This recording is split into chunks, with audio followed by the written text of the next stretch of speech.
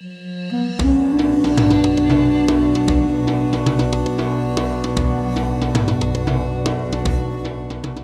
afternoon, everybody. I'd like to welcome you all to the Halftime Talk feature interview series. I'm delighted today to be joined by Jem Saral, who is CEO of the Cockett Group. Thanks, Jem, for joining us today. It's a pleasure to be with you. Thank you. Great to have you with us. Well, let's get cracking and talk a bit about sort of the main, I suppose, preoccupation or concern, perhaps, on markets in general, on energy markets these days, which is, of course, the sort of immediate geopolitical situation in the Gulf, in the Middle East, and we also have with that the legacy of 2 years of redirection of flows because of the Russian Ukraine war. So where are we now? 2 years into the Russia-Ukraine war, a new uncertainty in the Gulf in terms of trade flows. How is that impacting fuel trading sentiment, if you like, and forecasting going forward? Right. I think if we start from the most recent Gaza-Israel conflict, obviously it has a huge impact on the traffic surrounding Suez Canal.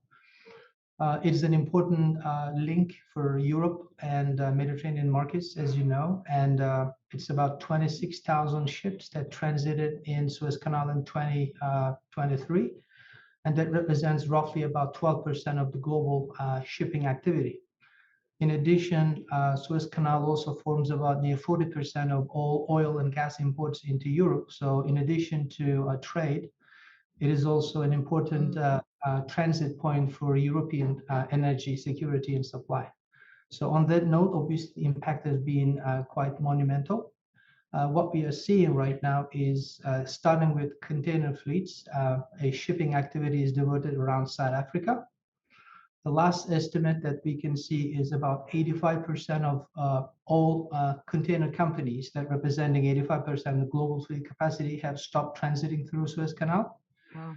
And if you compare it to original normal traffic conditions, containers form about 42% of the canal traffic, followed by 23% of tankers and 19% of bulk.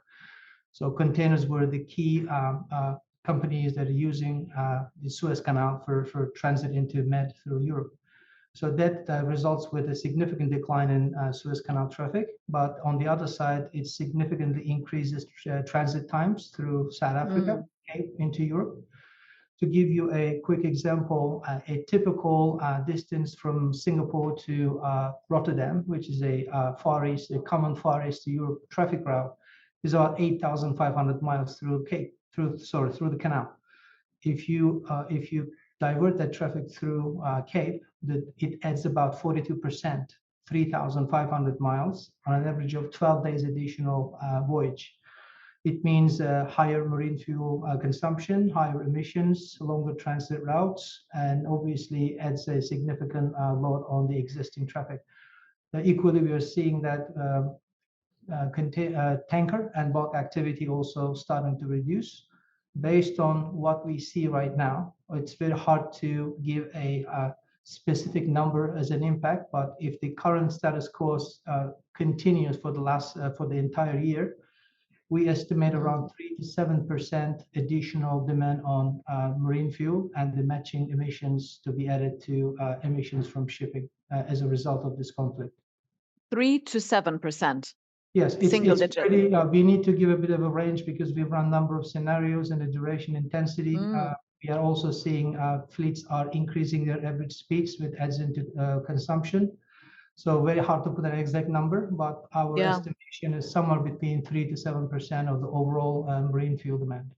Okay, and I mean, to me, and I'm not a marine fuel expert, but that seems low to me. If you're saying for the year, if this situation continues, considering how much is being rerouted, Jem, tell us from a cost point of view. Obviously, the bulk, the sort of fuel oil and marine fuel that's needed for this redirection, obviously is going to happen, and it's going to be made available. But as you said,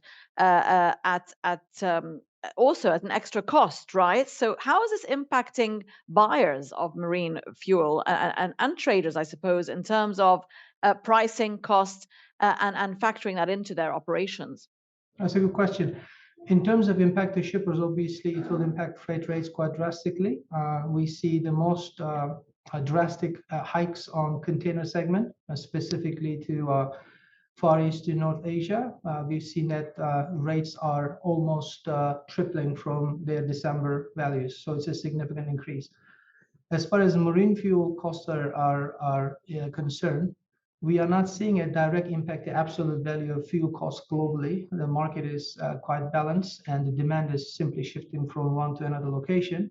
But the additional distance, as we said, average 12 days, obviously add to fuel costs. So it's clearly it has an impact to fuel cost and operational cost of shipping that results with higher shipping rates for the consumers and shippers.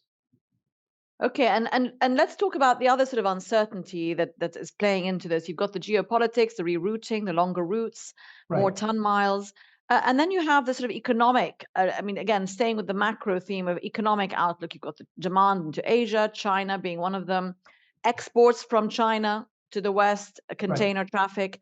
A lot of uncertainty on where the world is going this year. We got it wrong last year. A lot of people predicted different things about different economies. The opposite happened almost from every angle.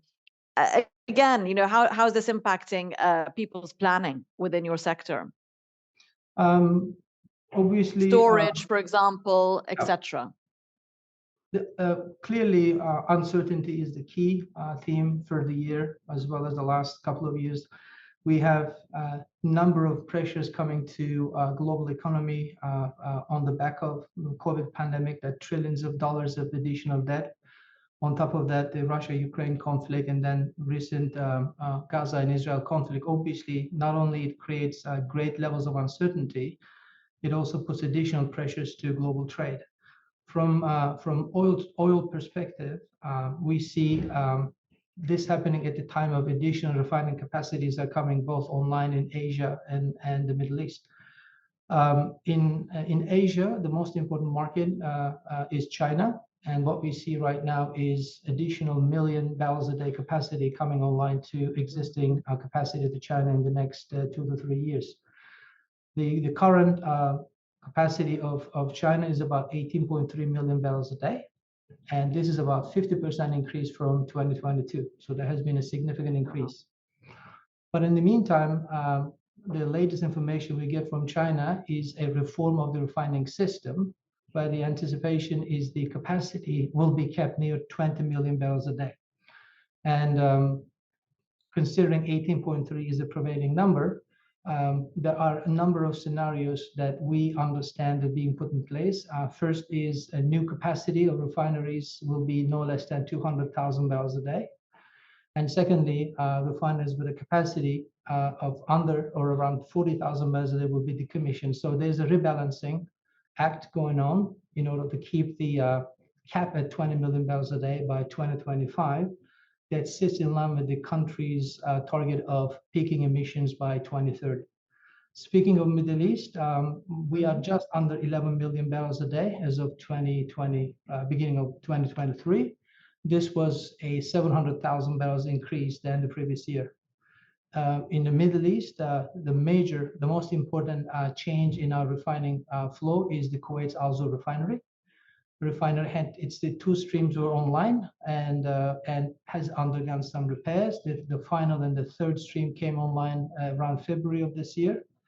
That brings the capacity up to 615,000 barrels a day. So it's the largest refinery in the region. It has a significant impact to fuel balances in the region and exports out of Middle East. We have additional 260,000 barrels capacity coming on in the Q1 of 2025. That is mostly from Bahrain and Iraq's expansions.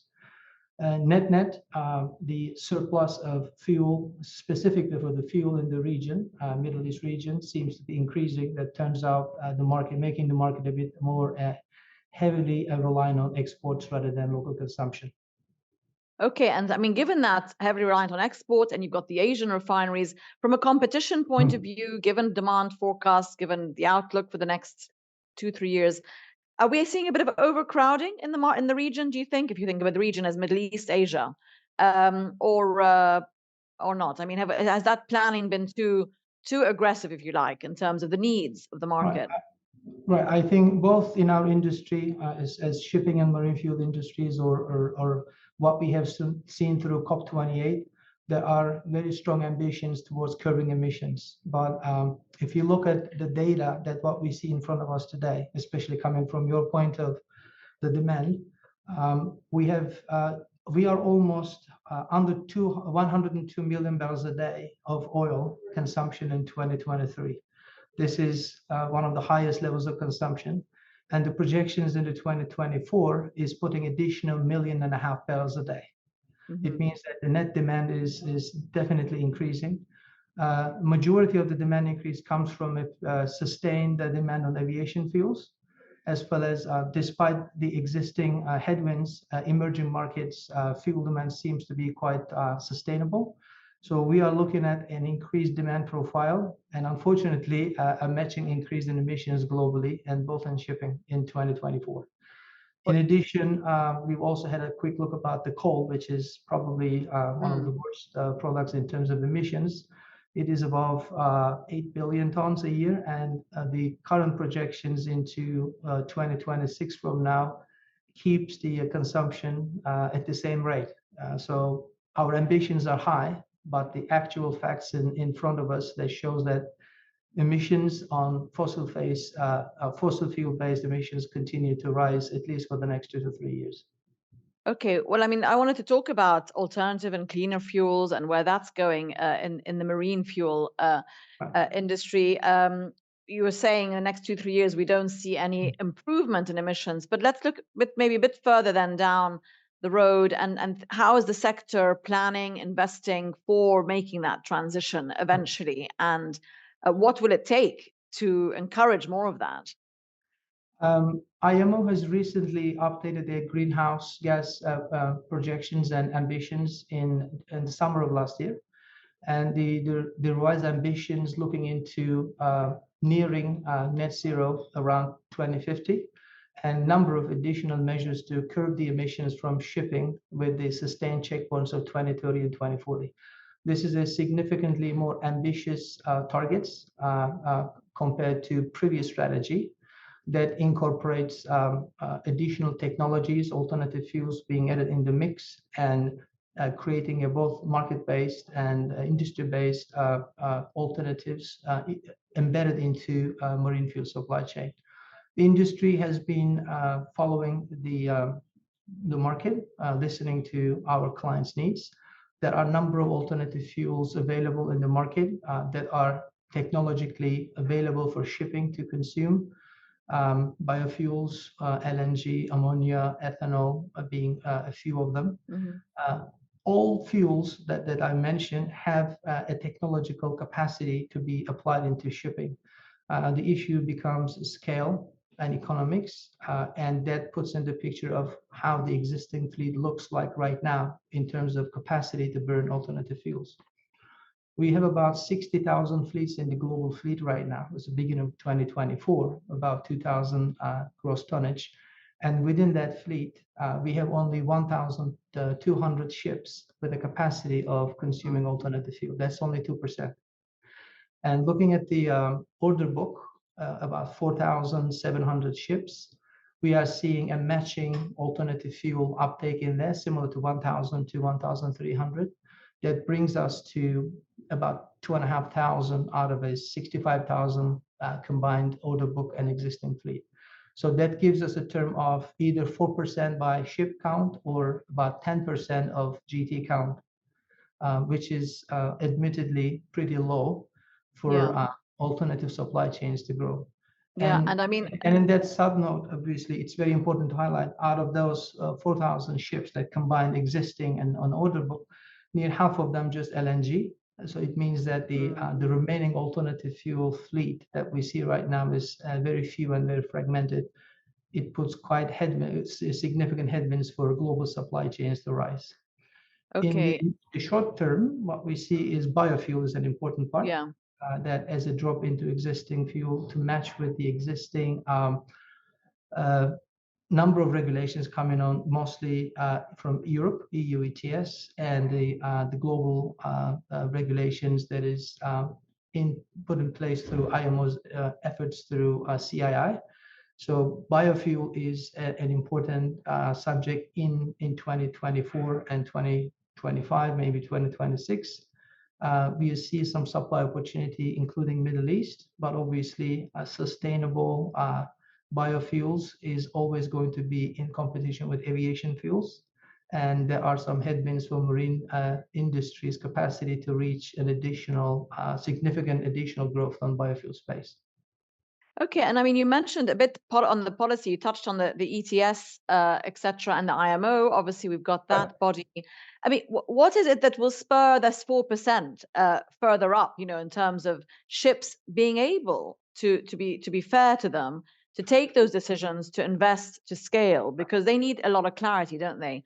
And a criticism of the past has been the IMO has done a great job. For example, a couple of years ago or 2020 with the new directives, but still there's not enough clarity for shippers particularly and other stakeholders to perhaps make those long-term investments that are needed. It's a very good question, and it's something that we emphasize every chance we have a chat with our clients or when we have a chance to speak at an audience. There's a big difference between ambitions and reality. And if you look at IMO in particular, or even COP28, as you know very well, they are not institutions, they can put policy.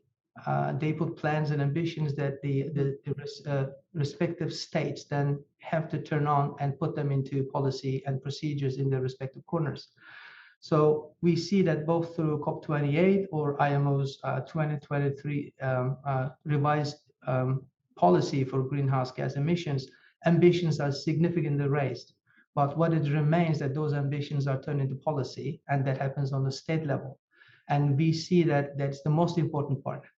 In terms of decarbonization, we look into marine decarbonization under three pillars. We define as them regulation, innovation, and infrastructure.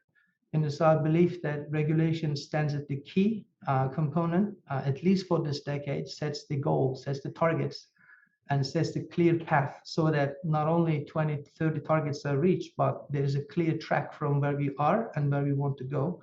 And I think on that perspective, entire industry is waiting far more clear signals, and perhaps finding an indirect message is wait and see being the most expensive option, so the industry moves a bit more rapidly. Okay, and I mean, you mentioned infrastructure there, and that obviously will flow from the policy, won't it? In terms of, but I mean, how much, if we think about new and alternative fuels, from a storage point of view and from a trading point of view, they're linked, obviously. Um, how, even if you have the regulation clarity, uh, will there be a lot of necessary changes in the actual infrastructure, you know, blending, storage tanks, etc.? Can those be done pretty quickly from a sort of adaptability point of view once the decision is made, if you like, or will that need time anyway? I think it's a bit of both. It depends on the fuel in question. For example, when it comes to LNG as an alternative fuel, it is a significantly more costly investment that requires a far longer timelines and commitment both from the provider and then the shipper or the fuel taker to commit to. We see that some significant expansions have been taking place in ports like China and Singapore and Rotterdam. Middle East, I think there are a number of plans being talked, but we don't see any actual announced plans for LNG-based supply around the region. Other alternative fuels such as methanol, ethanol, or ammonia, that are relatively easier to incorporate into existing facilities. But obviously, they are different fuels. They have different capacity and handling needs when it comes to storage or port facilities and operational reasons. There needs to be a number of additional capacity that needs to come online. But all of them probably, in our opinion, waiting for the demand signal to be clear and Yeah. more strong. And as we said, for that to happen, we need regulation to be far more decisive and moving from perhaps from being prescriptive to descriptive so that the market has clarity and the investment can accelerate. Yeah, and the off taker, of course, is very important, isn't it? Having that guaranteed off taker. I mean, let's just stick to LNG for a minute because one one aspect that has been raised in the past is the safety of LNG fuel for bunkering for marine, because that is considered a little bit more tricky from a safety point of view. Is that a concern? Do you think is that maybe holding certain people back from making that commitment? LNG has been traded as a product for decades, especially in the region. As you know, there's a huge LNG supply through a very large number of LNG ships carrying LNG as a cargo for many, many years. And those ships also use LNG as a fuel product. There are a number of good and reliable guidelines to how to impact an LNG marine fuel as far as infrastructure and supply systems go. And the examples that we have seen so far, LNG deliveries that we see around the world, seems to be taking place under good conditions and with safety and operational procedures are followed. So I think from an operational perspective, it may be perceived as so, but there are a number of well-known experience guidelines and information available for the industry to handle that. I think the Okay. concern is mostly around sustainability of LNG, whether it is considered as a transition fuel or it's a long-term low emission fuel. That is really up to the individual customer or the player's perspective. Speaking of, for example, container segment, we see a certain companies clearly opting on LNG route, and we see a number of companies clearly opting anything but LNG route. So I think everyone has a different way of choosing an alternative fuel to apply best into their businesses and business practices, and the perspectives differ from company to company. But in terms of safety and operational issues, I don't think these are the bottlenecks that takes away concerns from users. Okay, fair enough. And I mean, hydrogen is another big word that's being bandied around as a future fuel in terms of hydrogen obviously has been around for years, but again, converting it and using it for various purposes, exporting through different means. Is that something that comes into the sector's thinking? Um, in the current scheme of available fuels that we talk, hydrogen do not come up much, simply because it is at an infancy globally in terms of production of green hydrogen. There are massive projects are ongoing, as you know very well, including Middle East. But technically speaking, it is possible to convert that green hydrogen into alternative fuels that we use today, such as green methanol, green ethanol, and ammonia. But we feel they are decades away from being commercially viable to shipping. In the meantime, shipping is trying to find ways to use whatever alternative fuel pool is available and choose from them, and hope to see, as with the demand signal getting stronger, supply infrastructure around the world increases along with that. Okay, Jem, I just want to end with sort of one question to put to you, which is a little bit forward-looking, but obviously from a trading point of view, you've got big players like Vitol and others around the world who obviously participate in this sector. But we're seeing also, along with the sort of refining expansion in the Middle East by the NOCs and of course Asia as well. But we've seen some of the big players like Aramco and obviously KPC's on the way to that with their trading arms, not just trading their own oil, if you like, but kind of beginning to get into third-party Right. interest, if you like. Do you think that is something that will impact the mechanics and dynamics of your particular sector, or the more the merrier? I mean, where does that play in terms of new, big, powerful players? Um, I think I can only speak within the confines of marine fuel industry. And from that perspective, it provides us additional supply optionality, additional relationships. Um, Entire oil market is a huge market, and it balances itself on its own dynamics. I think each company, each refiner are looking into their business practices and try to optimize their businesses. And if it results with changing their existing trading patterns, I think that finds its place in the overall market.